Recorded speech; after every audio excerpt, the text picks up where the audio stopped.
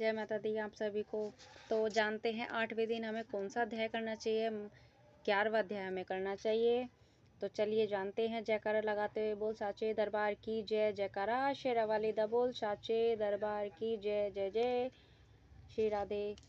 तो हमें 8वें दिन 11वां अध्याय करना चाहिए माँ कालरात्रि का, जिसको चलिए शुरू करते हैं। देवताओं का देवी की स्तुति करना और देवी का देवताओं को वरदान देना। माँ ऋषि मेधा कहते हैं दैत्य के मारे जाने पर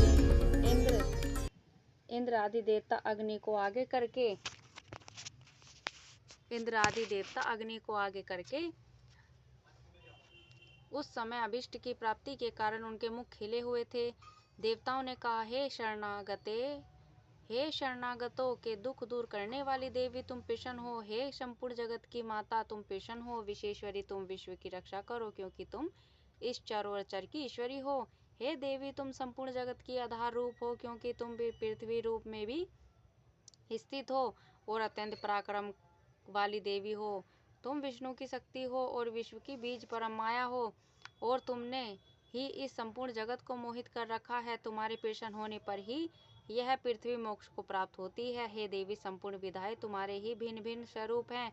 इस जगत में जितनी स्त्रियां हैं वह सब तुम्हारी ही मूर्तियां हैं।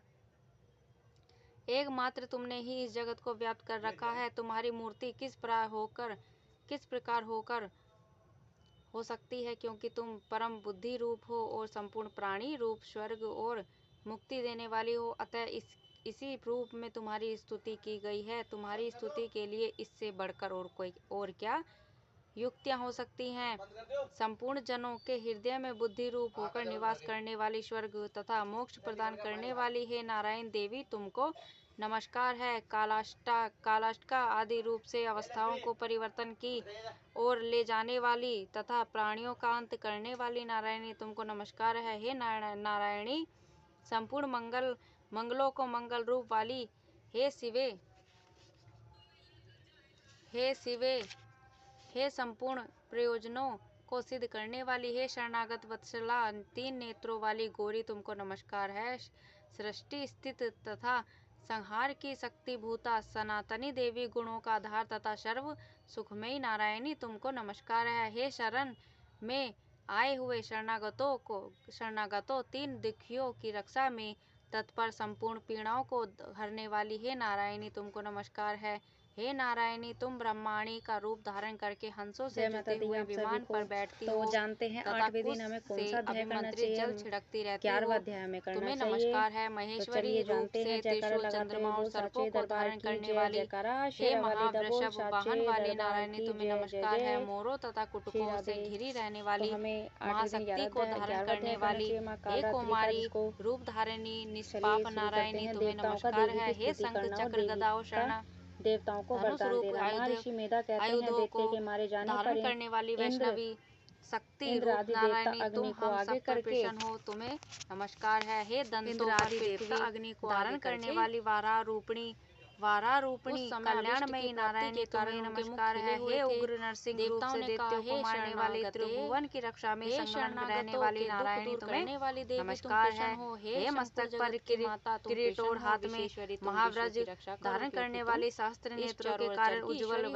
वृत्रासुर के प्राण हरने वाली इंद्र शक्ति हे नारायणी तुम्हें नमस्कार है। हे शिवदूती स्वरूप से दैत्यों के और अत्यंत पराक्रम महामद को नष्ट करने वाली हे घोर रूप वाली हे महाशब्द वाली हे नारायणी तुम्हें नमस्कार है। और तुमने दाढ़ों के कारण विकराल रूप मोहित कर रखा है। तुम्हारे प्रसन्न होने पर मुख ही वाली यह मुंड माला से विभूषित मुंड मर्दनी चामुंडा रूपा नारायणी तुम्हें नमस्कार है। हे लक्ष्मी लज्जा महाविदा श्रद्धा पुष्टि स्वधा ध्रुवा महारात्रि तथा महाविदा रूप इस जगत को नारायणी तुमको नमस्कार है।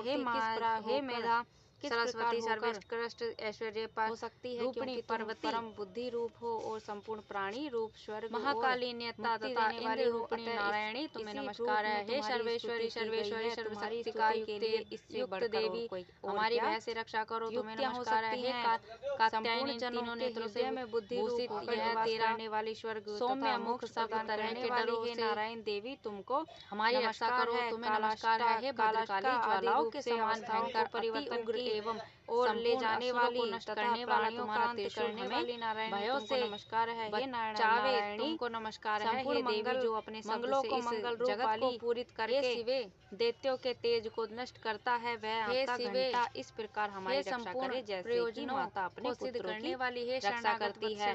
हे चंडिके वाली असुरों के रक्त और चर्बी से चर्चित हो स्थित आपकी तलवार है संहार की शक्ति वह हमारा मंगल करे। हम तुमको नमस्कार करते हैं। हे देवी तुम जब नारायण होती हो तो संपूर्ण रोगों को नष्ट कर देती हो। जब शरणागतों और जब रुष्ट हो जाती हो तो संपूर्ण वंचित कामनाओं को नष्ट कर देती हो। देवी संपूर्ण पीड़ाओं को हरने वाली और जो मनुष्य तुम्हारी शरण में जाते हैं उन सब नारायणी तुम ब्रह्माणी कभी विपत्ति धारण करके नहीं आती, बल्कि तुम्हारी शरण में गए हुए मनुष्य दूसरों को आश्रय देने अभिमंत्रित जल हो जाते हैं। अनेक रूपों से बहुत नमस्कार है महेश्वरी, अनेक रूपों से बहुत प्रकार की मूर्तियों को धारण करने के लिए धर्म द्रोही महावृषभ का वाहन वाली नारायण किया है। वह तुम्हारे सिवा और कौन कर सकता था। चतुर्दशी विधाएं को धारण करने वाली चारों वेद तुम्हारे ही धारणी पाप नारायणी तुम्हें उनमें तुम्हारा ही वर्णन है। चक्र गदा और शरण वो जहाँ राक्षस विषैले सर्प शत्रुगण है वहाँ और धारण करने वाली वैष्णवी तुम साथ रहकर इस नारायणी तुम रक्षा करती हो।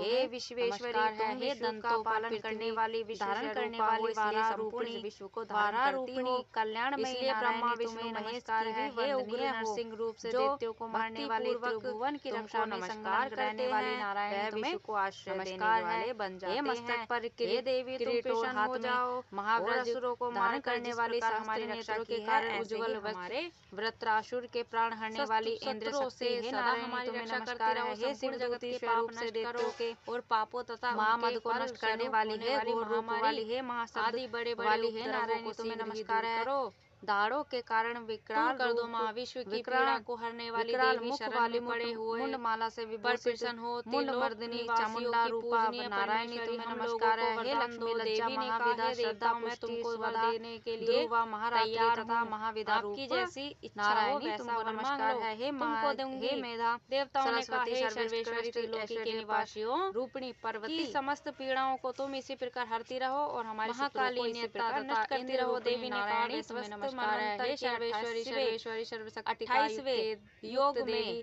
जो हमारी बहस से रक्षा करो तुम्हें नमस्कार है। हे निशुंभ उत्पन्न होंगे तीनों नेत्रों से नंद गोप के घर यह तेरा यशोदा के गर्भ से मुख सब तरह के डरों पर्वत पर शुभ और निशुंभ का सहाय रक्षा करो तुम्हें नमस्कार है। हे भद्रकाली ज्वालाओं के समान पृथ्वी पर अवतीर्ण एवं संपूर्ण असुरों को नष्ट करने वाला तुम्हारा त्रिशूल हमें परिचित नामक दानवों का नाश चावे तुमको नमस्कार है। हे देवी जो अपने समय मेरे दास जगत को पूरी करके लाल होंगे दैत्यों के तेज को नष्ट करता है। इसके पश्चात स्वर्ग में देवता और पृथ्वी पर मनुष्य मेरी स्तुति करते हुए मुझे रक्तदंतिका कहेंगे।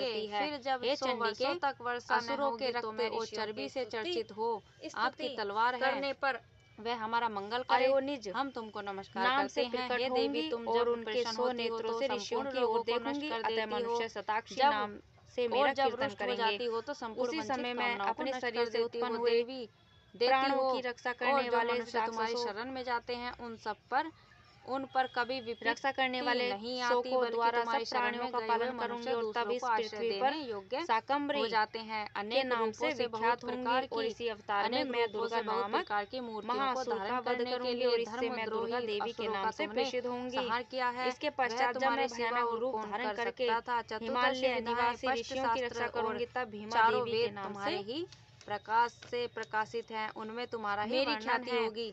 और जब मेरी अरुण नामक असुर तीनों लोगों को पीड़ित करेगा वहाँ तब मैं असंख्य तुम साथ रहकर इस विश्व भ्रमरों का रूप धारण करके उस महादेव का वध करूंगी। तब स्वर्ग में देवता और मृत्यु लोक में मनुष्य मेरे करती हो।